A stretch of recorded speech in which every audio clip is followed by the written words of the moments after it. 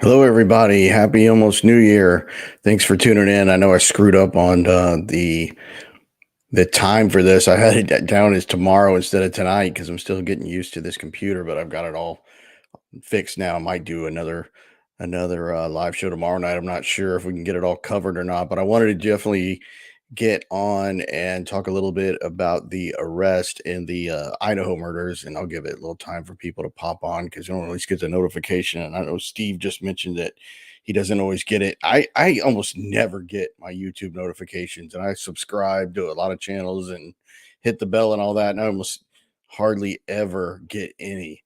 There was like one show I subscribed to that I would get pretty regularly, but then the rest, I mean, they almost never come up. I don't know how to fix that. I'm gonna see if I can find out, but a lot of people don't ever get the notifications. But if anybody's listening tonight that hasn't subscribed yet, please consider doing so. I'm definitely going to be doing some more stuff like this, but I'm going to get back to the Zodiac big time and doing some more live Zodcast. And what I like about cases like the Idaho stuff is when they find people like this suspect they just took into custody.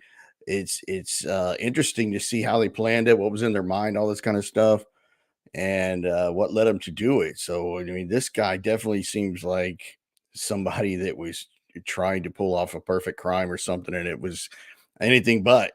It seems. What's going on? Hey, how are you?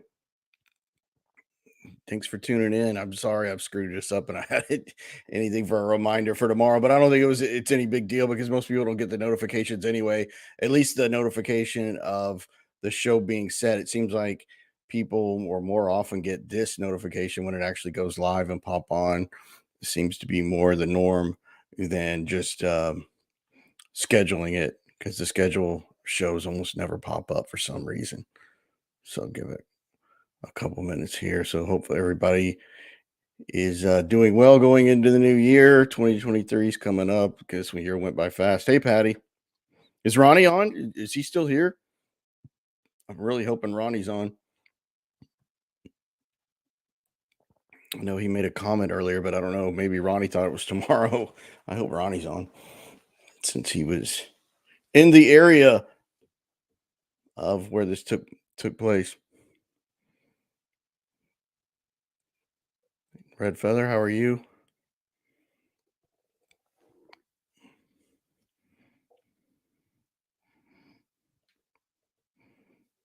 Steve is in the house, which is always great. So anyway, we'll just jump into it, and if anybody comes on and misses anything, can just I guess play it later. But I saw the press conference today for the Idaho murders, and of course they didn't release a whole lot. It's kind of like the one they did at Delphi. Uh, we'll know more details when they put out the PCA, the probable cause affidavit, where we'll find out more of what they have. But I think it has come out now that they do have DNA from this perpetrator, Brian Christopher Kohlberger. I'm pretty sure I'm pronouncing his name yet. So this guy's all over the news, of course. But I never made any predictions on this case at all. I just was interested in what other people were thinking about it. You know, some people had on psychics and trying to pick up different things and different theories. Different. I know a lot of people were suspicious of one of the neighbors. I think it was a male who was interviewed early on in this case.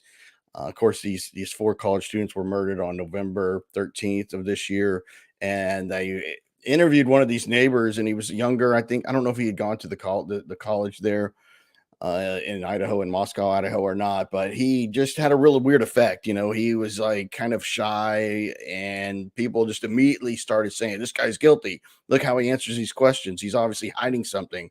Well, now they have the prime suspect in custody, and it was not the neighbor.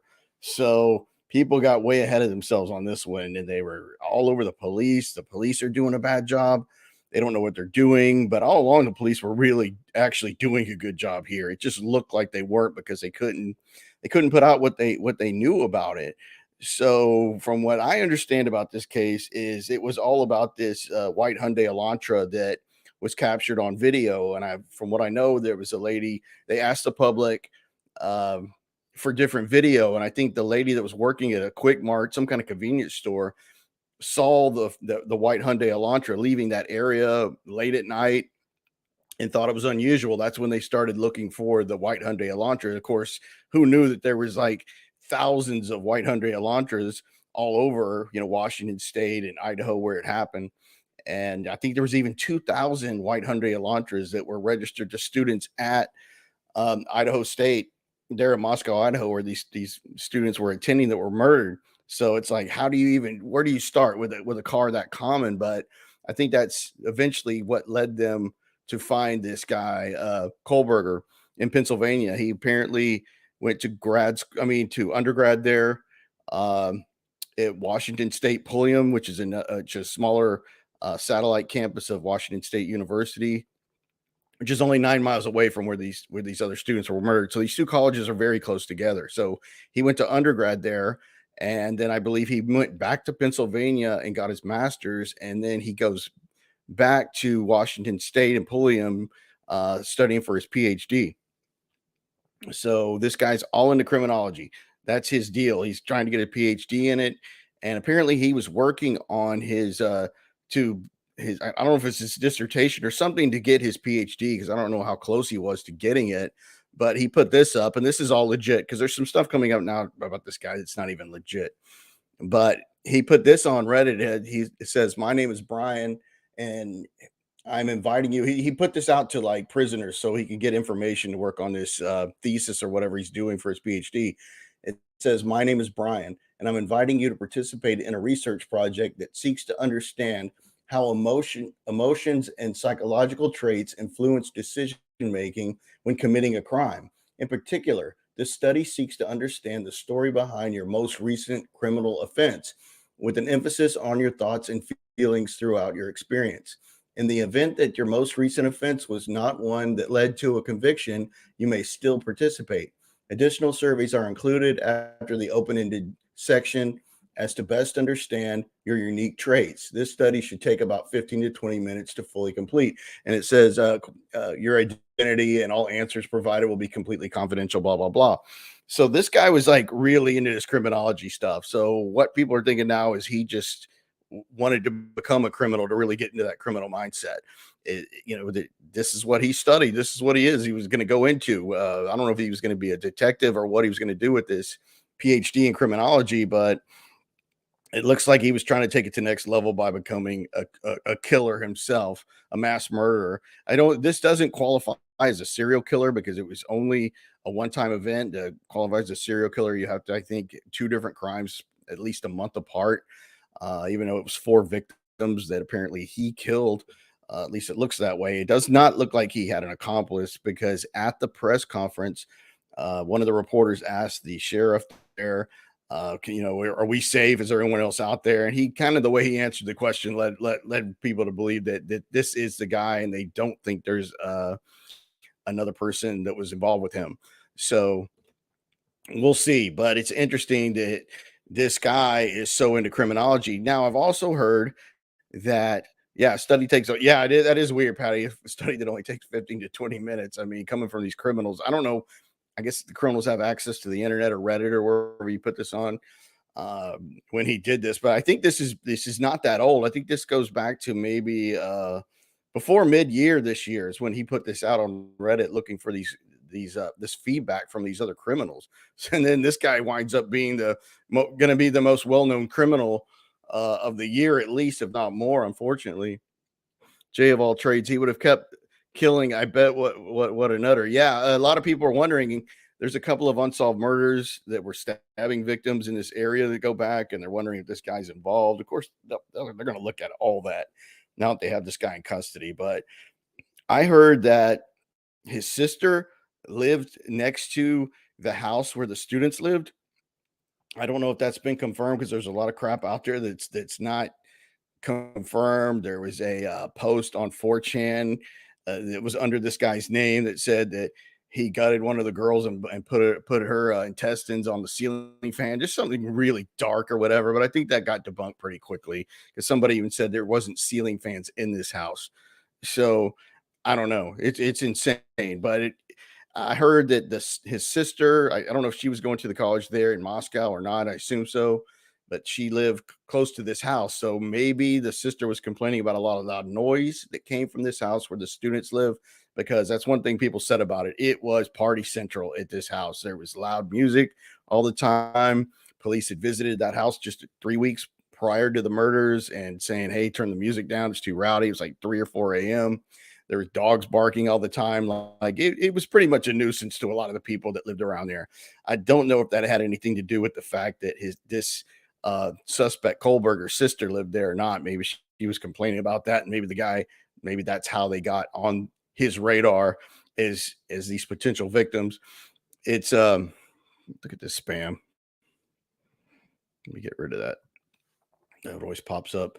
So who knows? But this is interesting because people had all this, all this. These are some people that were just jealous of these young, nice looking college students, and maybe somebody tried to flirt with one of the girls at a bar and got turned down, and then somebody just got upset about it and wanted to go kill him. But now they have this suspect in custody, and it does not look like he had an accomplice. It really doesn't. And what's odd is that he decides to use a hunting knife to kill these four people. Why wouldn't he just use a gun? Because it's so much easier, faster. I mean, of course, the gun's going to make noise, but so is stabbing people in the middle of the night with a knife and screaming and yelling.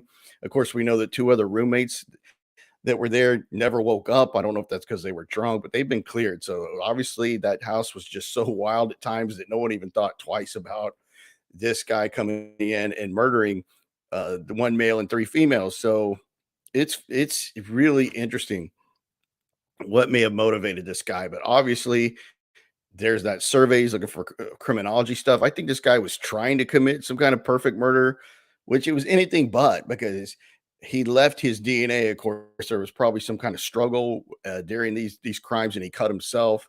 And apparently, the police already had the DNA after the lady at the convenience store got the picture. They were looking for the Hyundai Elantra. Maybe someone that knew this guy going to school, getting his PhD nearby, knew that he drove a car that matched that description and said, "Hey, you better go look at Brian. I understand he went back to Pennsylvania. Check him out." And they probably did. They probably got something out of a trash can or a coffee cup he used, and it matched the DNA they got from the crime scene. And they started watching him. I think they were watching him for 4 or 5 days before they um, raided where he was living. I think he was living at his parents' house, near the Pocono Mountains in Pennsylvania, and raided the place at 3 a.m. Took him out in cuffs and everything, and that's how they got him. But they, first, I think we're watching him and probably getting a confirmation on that DNA that it was his. So that's all they really needed at that point, that his DNA matching. I don't think they have the murder weapon. Hasn't been reported. That'd be the only thing this guy did right, is getting rid of the murder weapon, because leaves his DNA at the crime scene, and he uses his own car to drive to this house to do the murders, and leaves, and it gets caught on camera. So he wasn't that slick. If he thinks this guy, was trying to pull off some master crime, but why he picked those particular students, who knows? I mean, it's insane. And another thing they've been saying about this is when they apprehended him, and I don't know if this is true, but apparently when they were taking him into custody, he said something like, "Have you arrested anyone else?" And I don't know if that was just some kind of psychological deal, like trying to make it look like he's got an accomplice to buy some time or whatever. But I think that was just his way of deflecting that it was him, and he's already trying to distance himself, and at least in his own mind, that he's solely responsible for these four murders. So it's insane, and everybody that knew this guy is trying to, they're pretty stunned, of course, because you never know. Like I said, the guy was strange. They said he was outgoing, but he was kind of a loner, um, just kind of really odd. One family member said he had really bad OCD as far as his eating habits went. He was like a really strict vegan, and he would not even eat off a plate that had meat on it at any point. Like, very bizarre diet, like extreme vegan, just really crazy about what he would eat or not. So he definitely had some issues going on. But this is just another great one where you don't want to jump in on this stuff, and it's all this speculation, and then you find out who the guy is, and then you go back and say, "Whoa, no one saw this guy coming." Where did he come from? And he was there all along. Just some criminology guy obsessed with crime, apparently. And why he picked those girls, who knows? I mean, somebody reported that he was following two of the female victims on Instagram, but I think that's been debunked. I mean, so once this stuff hits, there's so much fake stuff out there. You have to really make sure it's right because I saw that on a credible source that went back and said, "Hey, I think we got that wrong." I think that was just. I mean, people make up fake Instagram accounts. They, did this bogus 4chan thing about the ceiling fan, which is nonsense. But you wonder why these people. I mean, they're just almost as sick as this dude to put something like that out. I mean, who in their right mind? These families are still grieving, and these losers have to make all these fake posts to make it even worse when they're just trying to get answers. But apparently, this guy was just not that slick. So I don't know. I don't know if that's true about the sister living next door, but I believe it is. So yeah, I think Ronnie's not on anymore. I wanted to ask Ronnie because he was up there, and I'll get with Ronnie and see what he found out because I know he was up there probably getting information on everything going on. But he might have left before they announced that they arrested this guy, Kohlberger. So we'll have to see. His nose does look mussed up, like it was broken or something. You're right, Patty. It looks like, shoot, maybe the cops took a couple rounds with this guy. I don't know. It'd be hard not to. I think he's 6 feet tall. He's about 165. Of course, he'd be on the thin side with that kind of freaky diet. Um, it- yeah, it definitely looks like his nose was either broken at some time. And of course, everybody's going to look bizarre like that in a mugshot. He looks a little different in this picture, not so insane. But they're going to hopefully find out some of these things that were submitted to him from these inmates that he was getting this information for this uh, PhD that he was working on, and what kind of answers he got. That's true. Good point, Patty. Maybe something happened to his nose during the crime. Maybe during that scuffle. I would think, even though it's been 6 weeks since the murders, that he might still have some kind of wounds or cuts that haven't totally healed.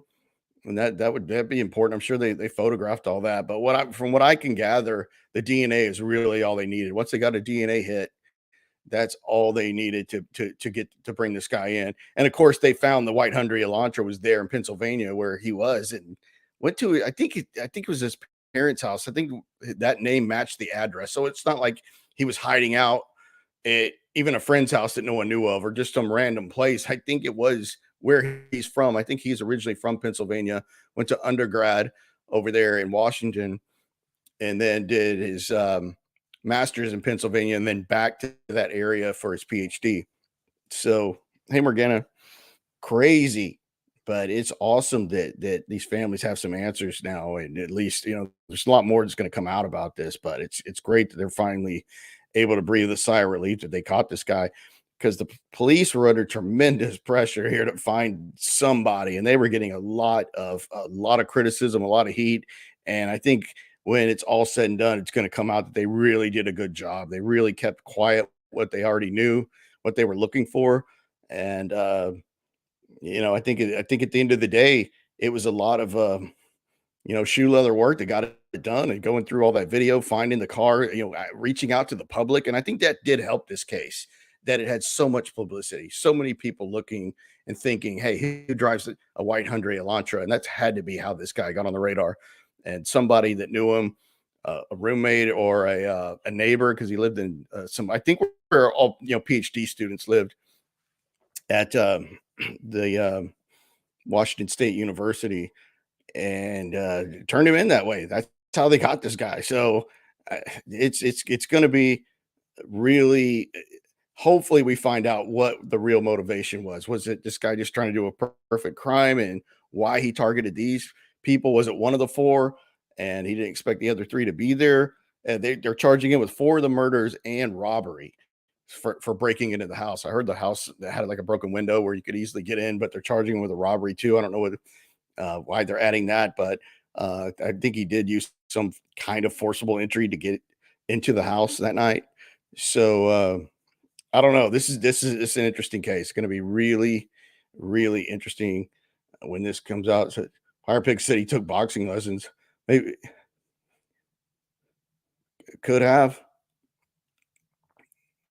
Yeah, I mean, they're gonna if that guy gets into any general population, he's gonna have his nose broken more than once because they hate people like that. Even prisoners hate dudes that do just these callous murders like that. Yeah, you're right. The guy wasn't a rocket scientist. He was smart enough to be getting a PhD at a pretty good college. I mean, that's a good college. It's not just some random place. It's a good college, and he already had a master's in it. So it's bizarre he would make mistakes like that. This is what he studies, and yet he makes so many mistakes. Leaves his DNA, drives a car, keeps the car. He goes to another state to where at a house where he's tied to with the same car. I mean, this guy should have been heading for Australia or somewhere without extradition. I mean, it's insane. I don't know what he was thinking. I mean, he made every mistake in the book. Hey, Evan, Happy New Year. Hey, Bible group. So that's the guy. I mean, Brian Kohlberger. It's really weird, and we're gonna find out a whole lot more about this guy once the neighbors and the rest of the family start talking and go through his social media and see who he was following, what he was reading, if he had ever met any of these other four students before. He was older than them. I think he was 20. He was getting his PhD. I think he's 26, and the rest of them are their early 20s, 21, 22. Yeah, I bet he kept a knife too, but they probably don't have it yet, and he's probably not going to volunteer it. But from what I know, they don't have the knife yet. But yeah, he probably did as a souvenir. Probably meant something to him. Man, this guy's a real sicko. But thank God they caught him, and these people are going to get some kind of closure on this at some point. But hopefully he doesn't fight the extradition from Pennsylvania back to Idaho. I think if he does, it'll take a little longer, but he'll probably will. He'll probably fight it since he was arrested in a different state, so they have to go through different channels. But that's all I know. But hopefully, get with Ronnie, and Ronnie's been up there. Maybe some more stuff will go out, and we'll report on it again. Yeah, I'll do a new Zodcast pretty soon, Evan. Definitely working on some stuff. I'll get one out. I think there's some definitely some new Zodiac stuff, and I look at all this stuff like how you can learn from it, how a guy would like be trying to do a perfect crime like this, because I think that's what the Zodiac was trying to do. The Zodiac persona is trying to do a perfect crime. It was all about look at me, it's attention, it's writing letters and all this kind of stuff. And I think this guy might have been more just for his own ego and his own mind and didn't need the extra whatever. But I always look at how the Zodiac would play into it. How where the guy come from, what his methods were, what really drove him to do that. Thanks, Patty. Yeah, I'll do a Zodcast soon. But that's all I have for now. But I definitely wanted to at least talk about this and get it out there. Of course, it's all over the place with this guy. But yeah, Leopold and Loeb. That is a very early case that I think of. When I think of Leopold and Loeb, I think of Don Chaney and Arthur Lee Allen. It's just a weird duo that should have never been together. But it's like a Leopold and Loeb. Those guys set out to commit the perfect crime, and they almost did. I think Leopold and Loeb, they found a pair of eyeglasses that were traced to one of them, and by a ditch or something or a curb, and that's how those guys got caught. Just a pair of eyeglasses fell off. No, I didn't see that. The Masonic G on the side of the apartment. I'm gonna have to go look for that. No, that's weird. That reminds me of Jack the Ripper. What was the thing written at Jack the Ripper? The word. It was something Masonic. It wasn't the Masonic G, but it was what was it? I can't remember. The one with Jack the Ripper was a Masonic term, but it wasn't, or either a symbol or a word that was Masonic. Yeah, that's weird. If they had the full uh, Masonic symbol, that would be really, really weird. But I'm gonna go look that up. That would be so weird. Maybe he did it. If that guy's a Mason, that's really gonna get conspiracy territory. But yeah, who knows? But yeah, definitely Zodcast coming up. Yeah, definitely. We will. We'll do that for sure. Did Z I think Z did the Lake Herman Road murder because All he did was claim it. Yeah, he claimed it when he said he killed those kids last year. He's talking about Lake Herman Road. I don't know. I mean, that Lake Herman Road is one that could go either way. I think he probably did, but that's one that could go either way. Definitely, I think Berryessa and Stein were Zodiac. Happy New Year, Morgana. But yeah, Lake Herman Road, maybe either way. Maybe either way. That could have been one he just wanted to take credit for. Of course, he never took credit for Lake Berryessa other than the car door. That's why some people think it's a copycat, but I don't. I think he probably just didn't feel the need or was trying to throw him off. But hope everybody has a good new year. That's all I have for now. Please stay tuned for the next one.